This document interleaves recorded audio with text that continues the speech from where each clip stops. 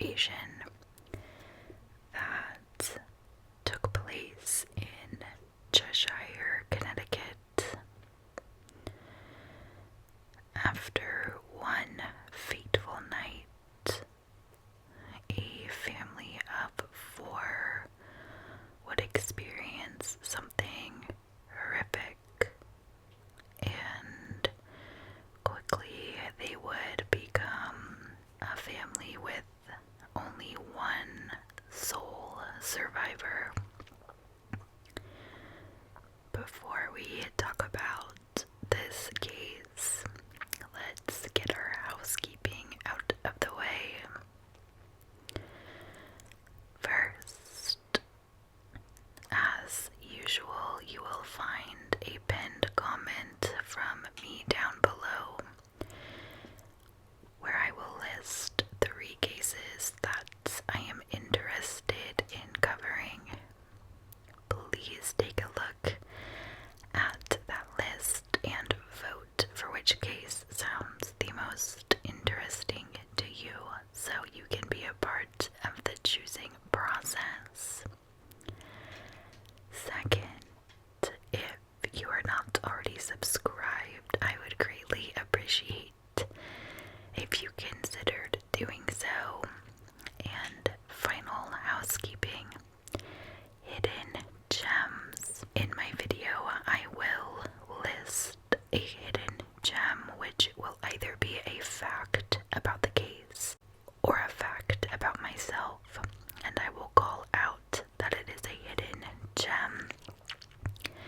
Please make sure to comment it down below when you hear it, because when we get enough hidden gem comments on a video, I will make a note of it, and the following month you will get an extra video from me.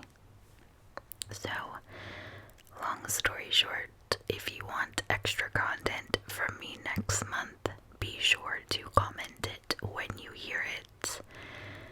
And I pinky promise you will get a hidden gem from me in this video today. I completely forgot to add one last time in my last video, so there will be one today. Okay, so housekeeping is completed, and before we jump into this case, I just want to say that you might hear some control clicking in the background.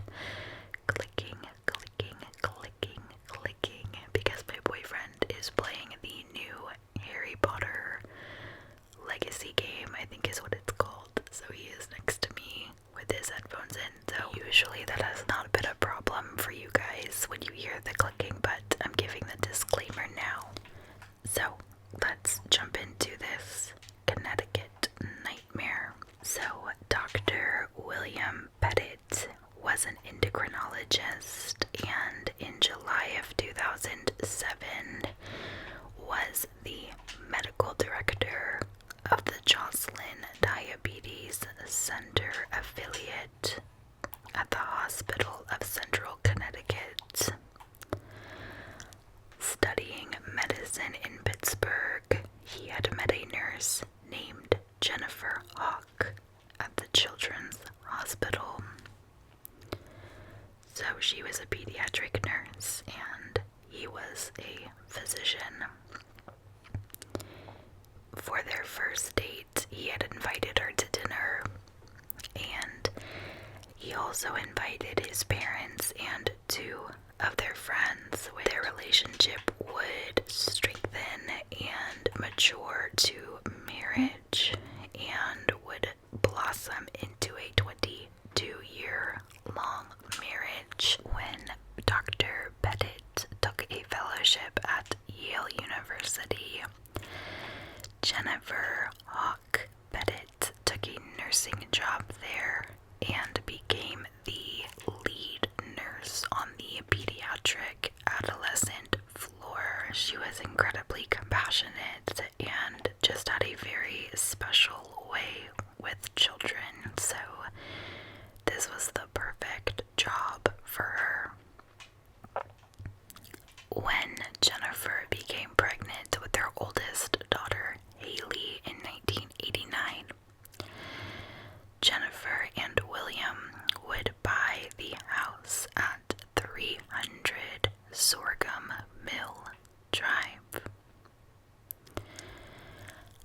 as Haley grew older, she developed a love of basketball that she shared with her father. The two of them would spend time shooting hoops together in the driveway and religiously followed the men and women's basketball teams at the University of Connecticut. In addition to basketball, Haley also shared something else with her father. They both had a love of medicine. Haley would follow her dad on his hospital rounds, and she had applied to college at Dartmouth, which was her father's alma mater. Haley was a great student and was accepted into this university and had plans to attend in the fall.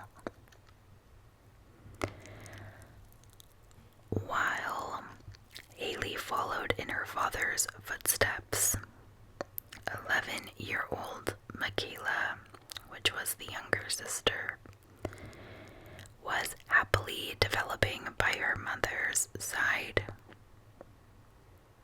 Her mom, Jennifer, and the youngest sister, Michaela, shared a love of cooking. William Pettit would joke about having to take the remote control away from Michaela because the only television show that she wanted to watch was the Food Network. Overall, Haley and Michaela had a very supportive and stable home life in Cheshire, and this town was incredibly picturesque. It was declared as the state's bedding plant capital because of the many greenhouses in the town and just all of the gorgeous foliage and flowers that grew there. Cheshire was once a rural farming town, but over several decades it became more of a residential and suburban town with really just lovely homes there, and I can't think of a better word than picturesque or charming to describe what this place looks like.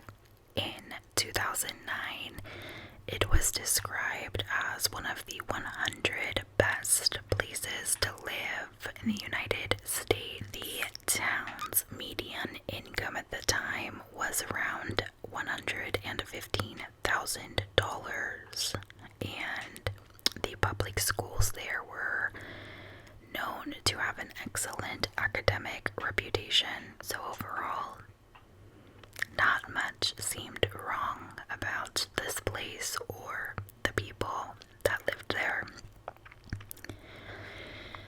But even the best of schools can sometimes have the worst of apples. And it was nonetheless in the town's Norton Elementary School where a young boy named Joshua Komisarjevsky began to clash with authority. Joshua's mother, Jude, was the librarian at Norton Elementary School. She had heard that he had been flinging desks at his teacher. Joshua had reportedly been having problems with this teacher in particular, and his mother was appalled at the teacher's sternness and overall became convinced that she could do a better job at teaching her son. So she would go on to pull him from Norton Elementary, and from then on he would be homeschooled. Joshua would learn about history by visiting New England Revolutionary War battlefields and by going to museums. His mother, Jude, had the means and imagination to make the world Joshua's classroom, which sounds quite lovely. However, Jude was not Joshua's birth mother.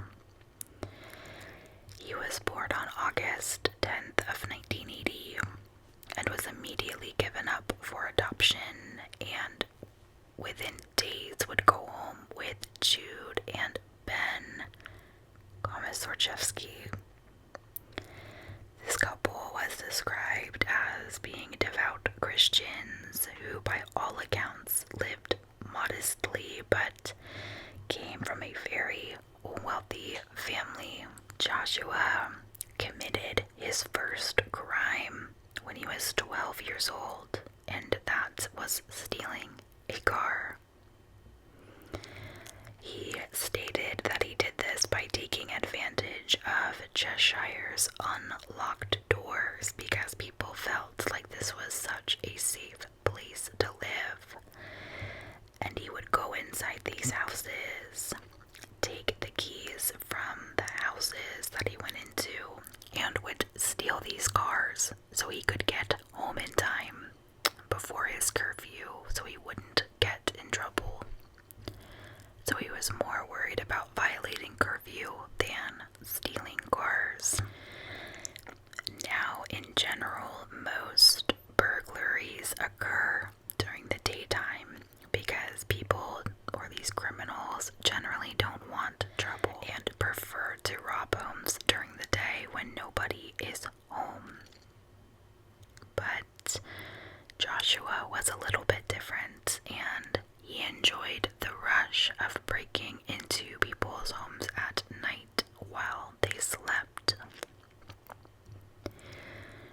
Joshua was also known to seek out dangerous situations and seemed to get an almost erotic thrill from his transgressions.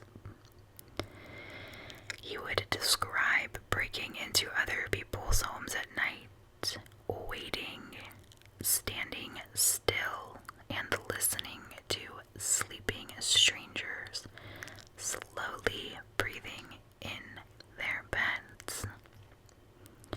He would wear latex gloves to avoid leaving fingerprints, and at least on one occasion, he had used night vision goggles to see in the dark. On July 22nd of 2007, Joshua was sitting in his mother's beat-up red Chevrolet Venture van, listening to Guns N' Roses in the parking lot of the Super Stop and Shop in Cheshire. The first thing he noticed was a very nice Chrysler Pacifica minivan that was parked next to him. When he saw this car, he put two and two together and figured, where there is a nice car, there's probably good money as well. Joshua would notice 3 females inside the car: Jennifer Hawk Pettit, Michaela Pettit, and Haley Pettit. Jennifer and Michaela would go inside to shop for groceries, while Haley stayed in the car. Joshua would watch and wait until Jennifer and Michaela came back to their van with their groceries. They would pack up the car and head home, and Joshua would follow them. The Pettit home was about 3 miles from the Super Stop and Shop when the van and the 3 female family members pulled onto their street, which was Sorghum Mill Drive. Joshua realized that he recognized this street because he had committed several burglaries there over the years. The Pettit's family would drive right into the driveway, and they were completely oblivious to the fact that Joshua had followed their home. So this family was completely unaware that they were being followed and that they were potentially becoming targets to this criminal that lived in their community. Joshua knew a man by the name of Stephen Haynes. The two had met in a halfway house after being released from prison. Stephen was in need of money and was on the verge of losing parole. Joshua had just had his ankle bracelet removed from a previous crime that he committed and was ready for a thrill. That night, these two ex-cons would commit their first crime together as a team. On July 22nd, the two would rob the Bergamo's house. While 5 people slept upstairs, a man by the name of Ronald Bergamo, his wife, their 12-year-old son, and another couple would sleep while this robbery team would enter their home, look through drawers, and take $140 in cash. Down the street from the Bergamo family lived David Hick, along with his wife and 3 children. While the Hick family slept early Sunday morning, these two would enter their house through the back door and take their credit cards, cash, and a cell phone. And in a disturbing, odd detail of a robbery which is not common, these two would steal a family photo of David Hick and his wife. After robbing the Bergamo and Hick families, Joshua and Stephen would call it a night. They had finished their first evening together as partners in crime, but with less cash than they had hoped for. When they left Country Club Road, which is where these two families lived, they knew that they were done for the night, although it was a very early morning at the time, but they were done with that robbery. But the two of them began preparing for a bigger, more serious heist. Just a little bit about Stephen Hayes. He was a drug addict, and he had been arrested 26 times, living his adult life since 1980 in and out of prison. The charges that he faced over time included burglary, weapons possession, narcotics possession, and larceny. The common thread running through many of these arrests was Stephen Hayes' compulsion for drugs. On 5 different occasions, Stephen had been given community release, and 5 times he had failed. In 1996, his release to a halfway house was initially successful.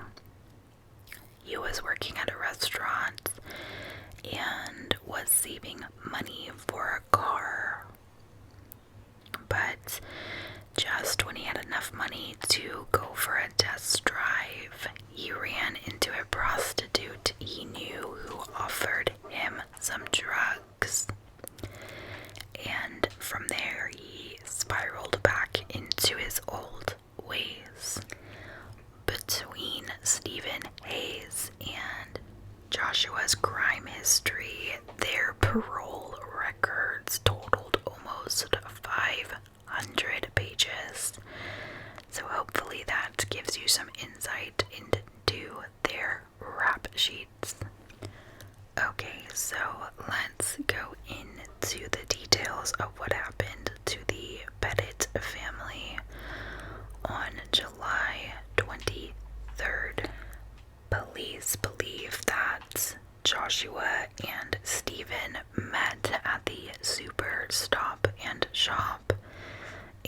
would leave Stephen's borrowed pickup truck in the parking lot and then went out for a few drinks.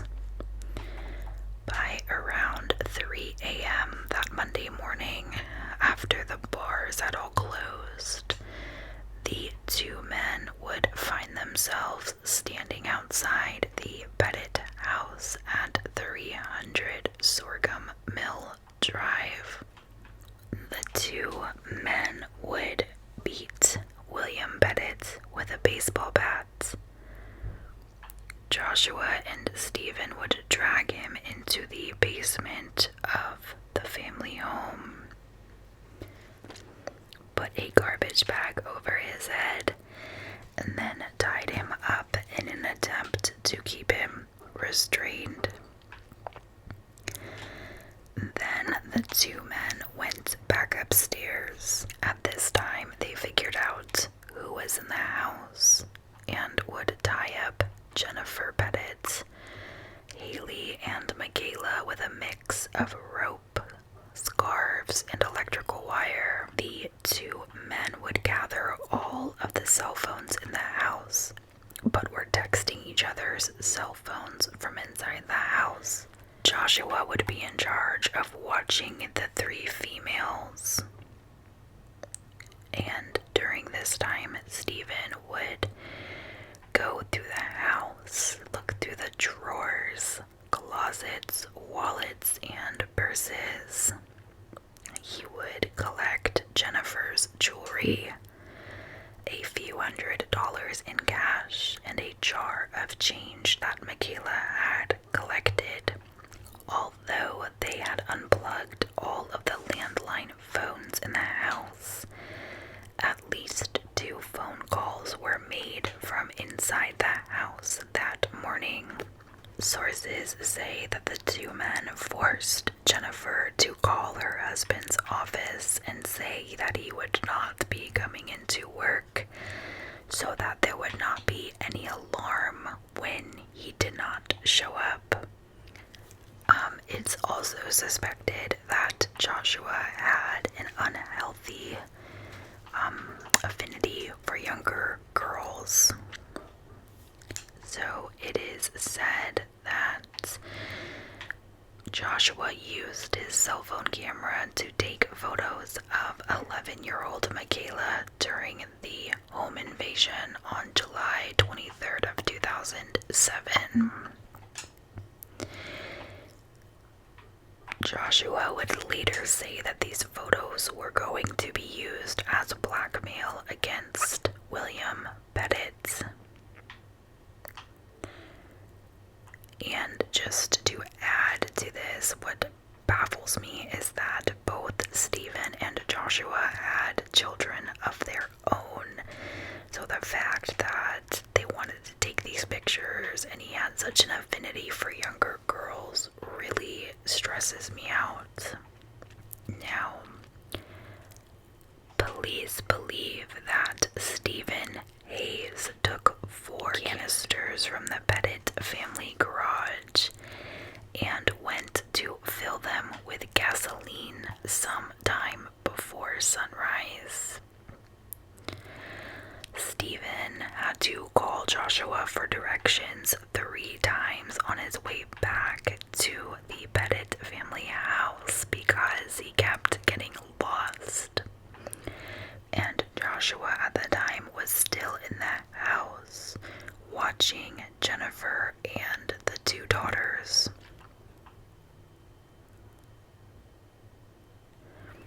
Joshua had the idea to force Jennifer to withdraw $10,000 from the bank, but he was concerned that if he went with her to the bank, that he would be recognized.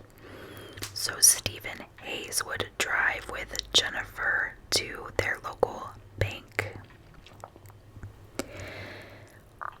While Stephen sat in the car and waited, Jennifer would go inside and withdrew $15,000 shortly after 9 a.m. She would pass a note to the teller and spoke few words, saying that her family was being held hostage and they would be killed if police were alerted. A witness at the bank that morning who saw Jennifer go inside for the withdrawal described the mother of two as rushed and tense.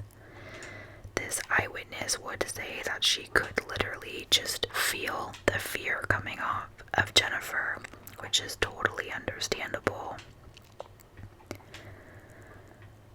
The reason Jennifer withdrew the $15,000, which was more than Joshua and Stephen had asked for, was likely in the hopes that her family would be set free once she handed over more cash than they asked for. And at 9:21 a.m. that morning, a bank employee would call 911. So around this time, this heist had been going on, and this hostage situation had been going on for over 6 hours. Joshua was still at the house when all of this was going on, and after Stephen and Jennifer arrived back at the house, everything escalated from there. It was said that the sequence of events became very difficult to describe, and both Joshua and Stephen would ultimately give two different versions of the story to police. But I'm gonna break it down with the information that I have. At 9:26 that morning, following the bank's 911 call, the first radio dispatch would go out on police radios about an incident at 300 Sorghum Mill Drive. 10 minutes later, at 9:36 a.m., a police officer is on foot in the Pettit's yard trying to figure out if the people from the bank, Jennifer, Hawk, Pettit, and Stephen Hayes, have even arrived back at the house. Police began to form a roadblock on Sorghum Mill Drive, and Cheshire's SWAT team would start to assemble. Okay, so the hidden gem of today's video is going to be that the Cheshire SWAT team was involved in this case after the 911 call made by the bank employee.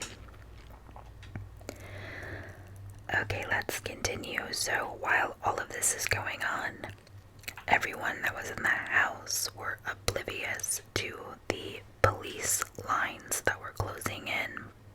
It is said that around this time, Stephen Hayes began to get violent with Jennifer Hawk Pettit. Joshua would say that he came downstairs to find Stephen sexually assaulting and strangling Jennifer. And at some point, when all of this escalates far beyond a robbery, Stephen would say and suggest that the two would have to burn everything to get rid of the witnesses and the evidence. The viciousness of the crimes that would follow suit were just on another level. Jennifer's ultimate cause of death would be due to strangulation. 17-year-old Haley and 11-year-old Michaela would be tied to their beds and would ultimately die of smoke inhalation from the fires that were set in the home, because they were not kidding when they came up with the idea that burning everything for the sake of hiding evidence was the right approach. Somehow, William Pettit was beaten, as I mentioned earlier, but he survived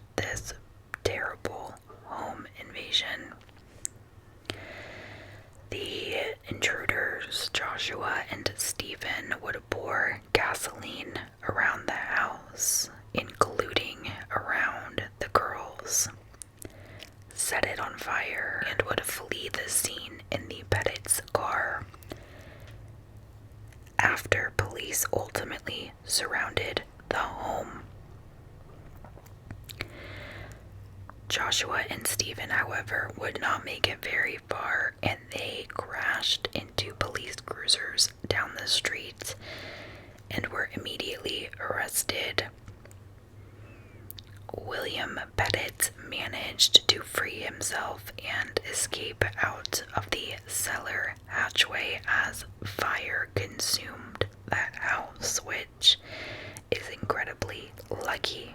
So, absolutely devastating that the 3 females of the family would die at the hands of these absolutely insane men. And also, it just breaks my heart that William Pettit had to be the sole survivor of this and have to deal with the immense grief that comes along with something like this.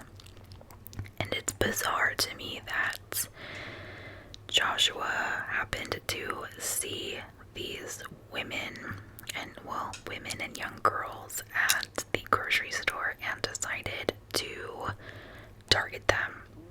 And the fact that it escalated to something as horrific as a murder like this is just devastating, because I don't think that was necessarily Joshua's intention, and I don't think he meant for it to get as violent and horrific as it did, but he chose to include Stephen Hayes in this spree. As for Joshua, his trial would begin on September 19th of 2011, and on October 13th, 2011, he was convicted of all counts of charges against him.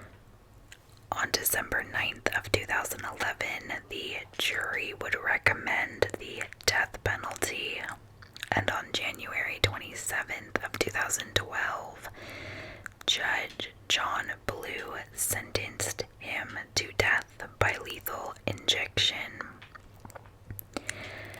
I know since then Joshua has made multiple attempts at an appeal, but if I'm not mistaken, these appeals are rejected and dismissed left and right. As of now, Joshua and Stephen Hayes are serving life sentences for the killings of Jennifer Pettit, Michaela, and Haley Pettit as well. Dr. William Pettit has somehow found a way to move forward despite this absolute atrocity that happened to his family.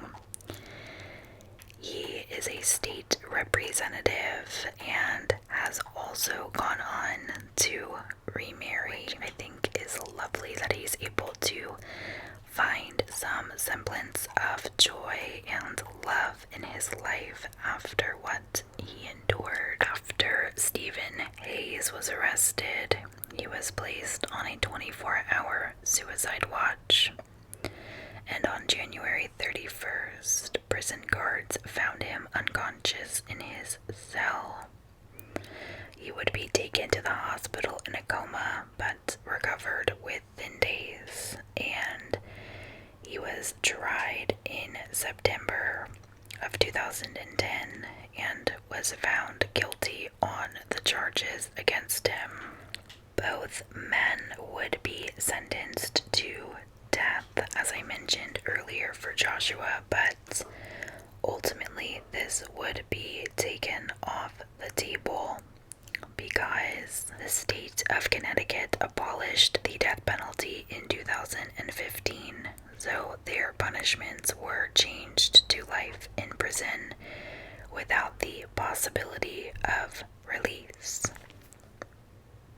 there is now a memorial garden at the site of the former Pettit family home, which is really quite beautiful, and I will include photos here. There is also the Pettit Family Foundation, and on the website it says the Pettit Family Foundation came into existence following the tragic and senseless murders of a mother and her 2 daughters. The mother, Jennifer Lynn Hawk Pettit, had multiple sclerosis. Her 2 daughters were Haley Elizabeth Pettit, a graduate of Miss Porter's school who was preparing for her freshman year at Dartmouth College, and Michaela Rose Pettit, a 6th grader at Chase Collegiate School. William A. Pettit Jr., Jennifer's husband and the girl's father, escaped to try to seek help while his feet were still bound after having been beaten with a baseball bat. At the public memorial service, which was graciously hosted by Central Connecticut State University in New Britain, Connecticut, Dr. Pettit asked those gathered to, quote, help a neighbor, fight for a cause, and love your family, as a way to honor the memories of his family and make the world a better place to live. It also looks like they have an annual Pettit Family Foundation 5K run and an annual Pettit Family Foundation golf tournament, so it's clear that they have found really lovely ways to keep the memory of these 3, Jennifer, Haley, and Michaela, alive. That will conclude the case of the Cheshire home invasion murders of the Pettit family, or of the ladies of the Pettit family. Please let me know your thoughts. Thank you for being here with me today, and until next time.